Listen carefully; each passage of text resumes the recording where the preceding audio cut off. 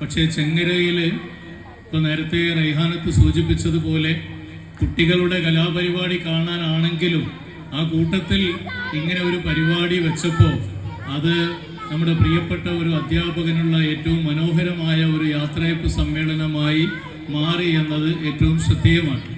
ഞാൻ ഈ സമ്മേളനത്തിൽ ഇങ്ങനെ സംസാരിക്കാൻ വന്ന സമയത്ത് ഞാൻ ഈ സദസ്സിനെ ഇങ്ങനെ നോക്കുകയായിരുന്നു. അതിൽ ചില കുട്ടികൾ മേക്കപ്പ് ഇട്ട് അവരുടെ ഊഴം കാത്തു നിൽക്കുന്നവരുണ്ട്. വേറെ ചില കുട്ടികൾ മേക്കപ്പ് അഴിക്കാൻ എന്തെങ്കിലും മാർഗമുണ്ടോ എന്ന് ആലോചിക്കുന്നവരുണ്ട്. മറ്റു ചിലർ മേക്കപ്പ് ഇട്ടവരെ സാഗൂതം നോക്കിക്കാണുന്നവരുണ്ട്. വേറെ ചില കുട്ടികൾ അമ്മമാരുടെ മടിത്തട്ടിൽ ചേർന്ന് അച്ചടക്കത്തോടെ ഇരിക്കുന്നവരുണ്ട്. വേറെ ചിലർ ഇതിൽ ഓടി കളിക്കുന്നവരുണ്ട്. അങ്ങനെ ഇവിടെ ഇരിക്കുന്ന ഓരോ അമ്മമാർക്കും നിങ്ങളുടെ ഓരോരുത്തരുടെയും കുട്ടിയുടെ സ്വഭാവ വിശേഷണങ്ങൾ എന്തൊക്കെയാണ് എന്ന് ഇവിടെ നിന്ന് തന്നെ ഒന്ന് നിരീക്ഷിക്കാവുന്നതാണ്. അങ്ങനെയുള്ള വിവിധ വീടുകളിൽ നിന്ന് വരുന്ന കുട്ടികളെ ഒന്നിച്ച് മേയിച്ച് നടക്കുന്ന ഒരു അധ്യാപകനെ അല്ലെങ്കിൽ ഒരു അധ്യാപികയെ എങ്ങനെ സ്തുതിച്ചാലും മതിയാവില്ല. അതാണ് ഞാനത് പറയാൻ കാരണം 4 ദിവസം അടുപ്പിച്ച് സ്കൂളില്ലെങ്കിൽ നമ്മുടെ അമ്മമാര് പറയും ഇന്ന് സ്കൂളില്ല, ഇനി നോക്കണ്ട 4 ദിവസം എന്നാണ്.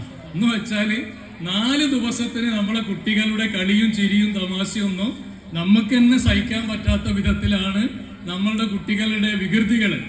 അങ്ങനെയുള്ള കുട്ടികളെ എല്ലാ ദിവസവും കൃത്യമായി പരിപാലിക്കുന്ന അധ്യാപകര് എത്ര വലിയ സേവനമാണ് അവർ ചെയ്യുന്നതെന്നറിയോ? ആ അധ്യാപകര് യാത്രയക്കുമ്പോ ഒരു പൊന്നാട അണിയിക്കുമ്പോ അല്ലെങ്കിൽ ഒരു മൊമെന്റോ കൊടുക്കുമ്പോ ഞാൻ നോക്കി എത്ര ആൾക്കാരാണ് കൈയടിച്ചതെന്ന്. 15 ആളാണ് കൈയടിച്ചത്. 16ാമത്തെ ആളുകൾക്ക് കൈയടിക്കാൻ പോലും ഇതൊക്കെ ഞങ്ങൾ എത്ര കണ്ടതാണ് എന്ന ഒരു നിസ്സംഗഭാവം. ഒരിക്കലും അങ്ങനെ പോരാ. നമ്മളുടെ ബഷീർ മാഷ് ഈ സ്കൂളിന്റെ നട്ടെല്ലായി പ്രവർത്തിച്ച ഒരാളാണ്. അദ്ദേഹത്തിനൊരു നല്ല കയ്യടി ഈ സദസ്സ് കൊടുക്കണം എന്ന് ഞാൻ ആഗ്രഹിക്കുകയാണ്. അപ്പോ കൈയടിച്ചാൽ സൗന്ദര്യം കൂടും എന്ന് സ്ത്രീകൾ മനസ്സിലാക്കിയപ്പോ കയ്യടി പിന്നെയും കൂടി. ഞാൻ ഏതോ ഒരു സ്ഥലത്തുനിന്ന് പറഞ്ഞു നന്നായി കൈയടിച്ചാൽ പെട്ടെന്ന് സൗന്ദര്യം ഉണ്ടാവും. പിന്നെ കയ്യടി നിർത്താൻ വേണ്ടിയിട്ട് ചീത്ത പറയേണ്ടി വന്നു. അപ്പൊ നിങ്ങൾ ഏതായാലും അങ്ങനെയല്ല കൈയടിച്ചത്, സന്തോഷം. ഞാൻ പലരോടും പറയലുണ്ട് കയ്യടി എരന്ന് വാങ്ങരുത്. പ്രത്യേകിച്ച് ഈ മിമിക്രിക്കാരൊക്കെ അല്ലെങ്കിൽ പാട്ടുകാർ പറയും നല്ലൊരു കയ്യടി തരൂ. അങ്ങനെ കയ്യടി എരന്ന് വാങ്ങേണ്ട ഒന്നല്ല.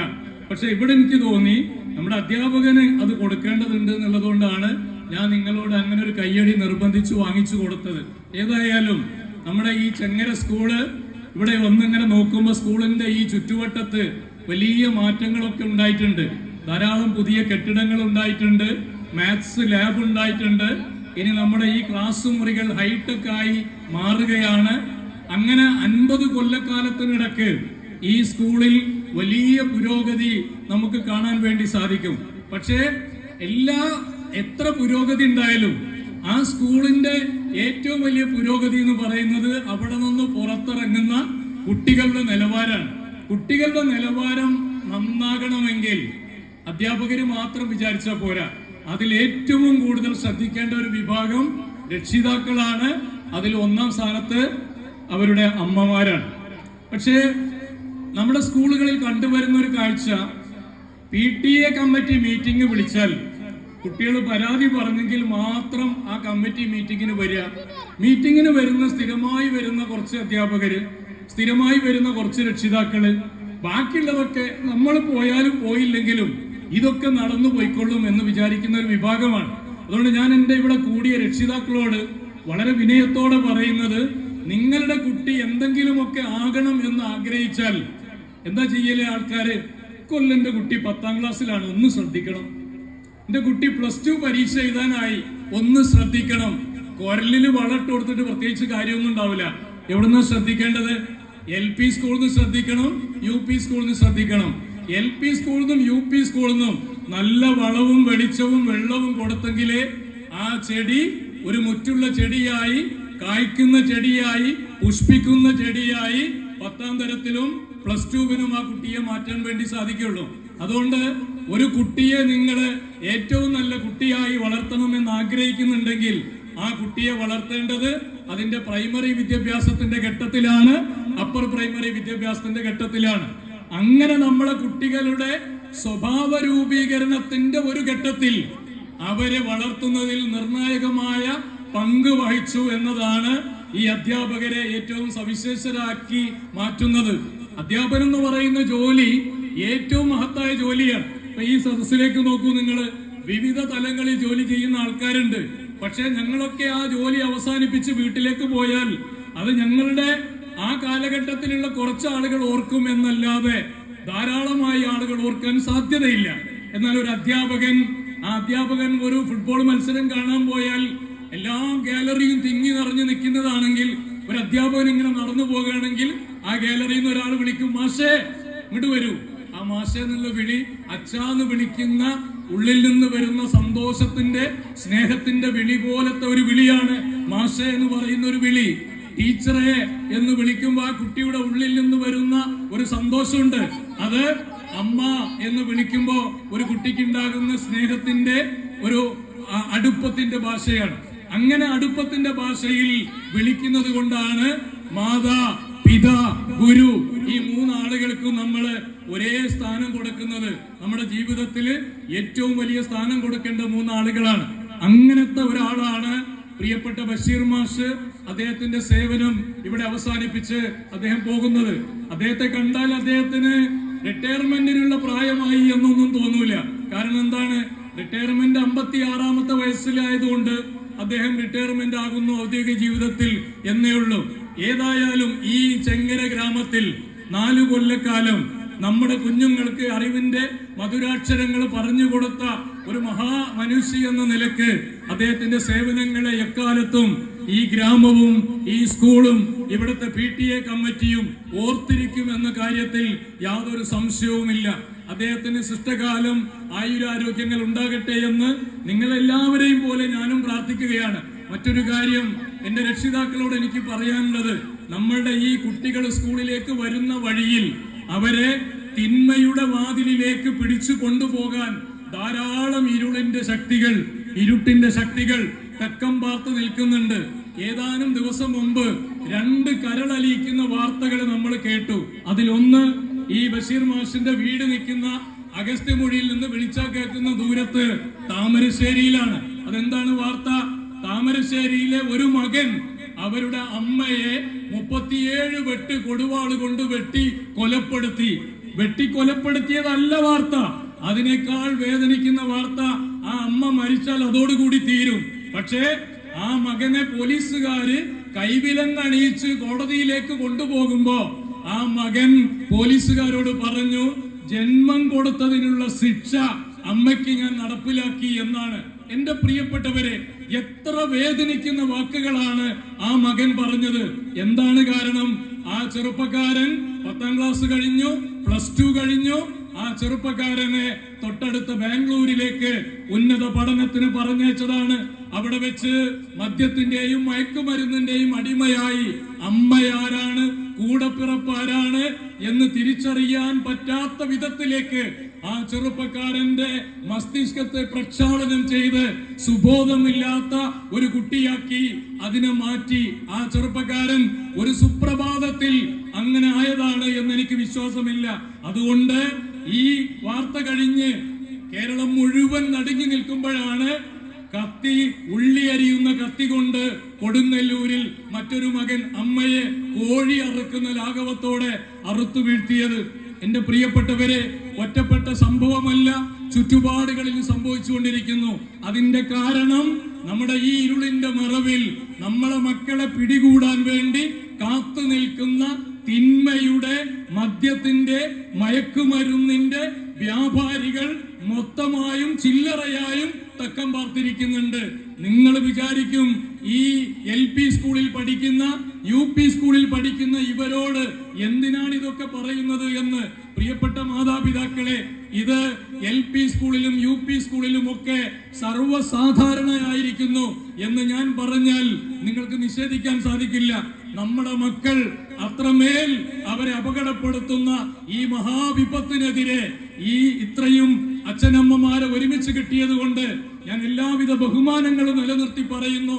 നിങ്ങളുടെ കുട്ടി വൈകുന്നേരം വരുമ്പോ എന്താണ് പഠിച്ചത്, ആരൊക്കെ ആയിട്ടാണ് കൂട്ടുകൂടിയത്, ആ കുട്ടിയുടെ സ്വഭാവത്തിൽ എന്തെങ്കിലും തരത്തിലുള്ള പ്രകടമായ വ്യത്യാസങ്ങളുണ്ടോ എന്നൊക്കെ അറിയണമെങ്കിൽ ആ കുട്ടിയെ നിങ്ങളൊന്ന് ചേർത്ത് പിടിക്കണം. ഇന്ന് ഈ ചെങ്ങര UP സ്കൂളിൽ കുട്ടികളുടെ കലാപരിപാടികൾ കാണാൻ വേണ്ടി വന്ന പ്രിയപ്പെട്ട അമ്മമാരോട് വളരെ സ്നേഹത്തോടെ ഞാൻ ചോദിക്കട്ടെ, ഇന്ന് ഈ സ്കൂളിലേക്ക് പറഞ്ഞയച്ച കുട്ടിയെ ഒന്ന് ചേർത്ത് പിടിച്ച് നെറ്റിയിൽ ഉമ്മ കൊടുത്ത രക്ഷിതാക്കൾ ദൈവത്തെ ഓർത്ത് കളവ് പറയരുത്. അവര് മാത്രം ഒന്ന് കൈവന്തിച്ച്. ഇതാണ് പ്രശ്നം. മനസ്സിലായില്ലേ? എപ്പോട്ടോ ഇത് മനസ്സിലായില്ലേ? നിങ്ങളെ കണ്ട് ഒന്നോ രണ്ടോ ഇനി കുറെ കൈവന്തിക്കും. അങ്ങനെ ഒരു മലയാളിയുടെ ഒരു പൊതു സ്വഭാവമാണ്.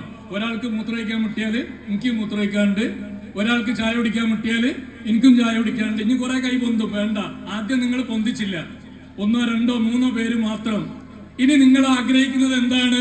നിങ്ങളെ കുട്ടിയെ ഏറ്റവും നല്ല കുട്ടിയാക്കണം എന്നാണ് ആഗ്രഹിക്കുന്നത്. ആവൂല, ഉറപ്പിച്ചു വെച്ചോളൂ. ഈ വാർഷികാഘോഷത്തിന് വന്നിട്ട് നിങ്ങൾക്ക് എന്താണ് ബാക്കി കിട്ടിയതെന്ന് ചോദിച്ചാൽ ഞാൻ പറയുന്നു, നാളെ മറ്റന്നാൾ നിങ്ങളുടെ കുട്ടിയും നിങ്ങളും ഉണ്ടാവും എന്നുള്ളതിന് ഉറപ്പൊന്നുമില്ല. നാളെ ഈ സ്കൂളിലേക്ക് പറഞ്ഞേക്കുമ്പോൾ ആ കുട്ടിയെ ചേർത്ത് പിടിക്കുക, നെറ്റിയിൽ ഒരു മുത്തം കൊടുക്കുക. തിരിച്ചു വരുമ്പോഴും അങ്ങനെ തന്നെ. അങ്ങനെ കൊടുക്കാൻ അത് അമ്മമാരുടെ മാത്രം ഉത്തരവാദിത്വമല്ല. UP എത്തി എന്റെ കുട്ടി എന്ന് പറഞ്ഞ് വലിയ കുട്ടിയായി എന്നാണോ നിങ്ങൾ വിചാരിക്കുന്നത്? നിങ്ങളെ കുട്ടി UP എത്തിയാലും 10ാം ക്ലാസ് കഴിഞ്ഞാലും കോളേജ് വിദ്യാഭ്യാസം കഴിഞ്ഞാലും കെട്ടിച്ചയച്ചാലും നിങ്ങളുടെ കുട്ടി തന്നെയാണ്.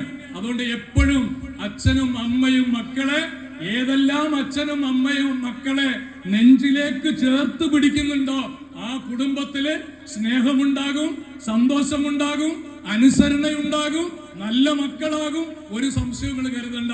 ആരൊക്കെ കുട്ടികളെ അവഗണിച്ചോ ആ വീട്ടിലൊക്കെ കുട്ടികള് ഇതുപോലെ അവര് തെറിച്ച മക്കളായിട്ട് മാറും. അതുകൊണ്ട് പ്രിയപ്പെട്ടവരെ, നമ്മുടെ മക്കളെ ഏറ്റവും നല്ല മക്കളാക്കണമെങ്കിൽ അവർക്ക് നിങ്ങള് സ്നേഹം കൊടുക്കുക.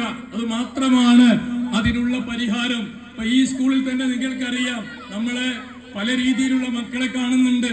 നിങ്ങളുടെ കുട്ടികളെ പോലെ ഓടിച്ചാടാൻ കഴിവില്ലാത്തവരുണ്ട്, നമ്മളെ കുട്ടികളെ പോലെ സംസാരിക്കാൻ കഴിവില്ലാത്തവരുണ്ട്, നമ്മളെ കുട്ടികളെ പോലെ ബുദ്ധിവികാസം എത്താത്ത കുട്ടികളുണ്ട്, മാനസിക വെല്ലുവിളി നേരിടുന്നവര്, ശാരീരിക വെല്ലുവിളി നേരിടുന്നവരൊക്കെ ഉണ്ട്. അങ്ങനെ ഒരു കുട്ടി ഒരു വീട്ടിലുണ്ടാകുമ്പോ ആ അമ്മ അനുഭവിക്കുന്ന, ആ അച്ഛൻ അനുഭവിക്കുന്ന ഒരു സങ്കടമുണ്ട്, ഒരു വേദനയുണ്ട്.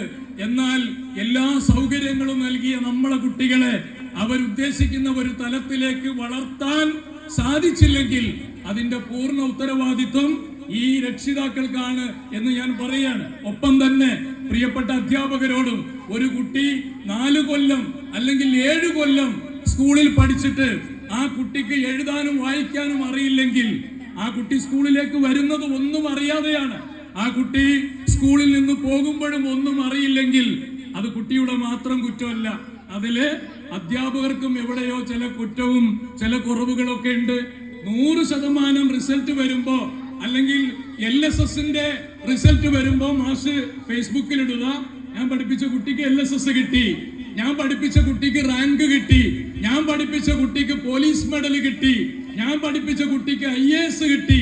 ഓരോ അധ്യാപകനും ഭയങ്കര അഭിമാനത്തോടെ ഫേസ്ബുക്കില്, വാട്സാപ്പില്, ട്വിറ്ററിലൊക്കെ പോസ്റ്റ് ഇടും.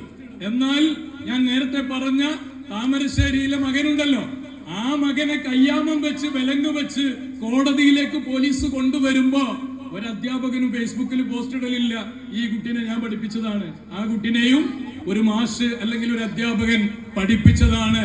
അവിടെ ആ കുട്ടി തെറിച്ചു പോകുന്നത് കാണാനുള്ള ഒരു 3ാം കണ്ണ് അധ്യാപകൻ ഉണ്ടായിരിക്കണം. അതുകൊണ്ട് ചില അധ്യാപകരുണ്ട്, അവര് ഈ പറഞ്ഞ ഒരു പരിപാടിയിൽ ഉണ്ടാവില്ല. അവര് PTA കമ്മിറ്റിക്ക് വരൂല, അവര് 10 മണിക്ക് സ്കൂളിൽ വരും, 5 മണിക്ക് ഇറങ്ങിപ്പോകും.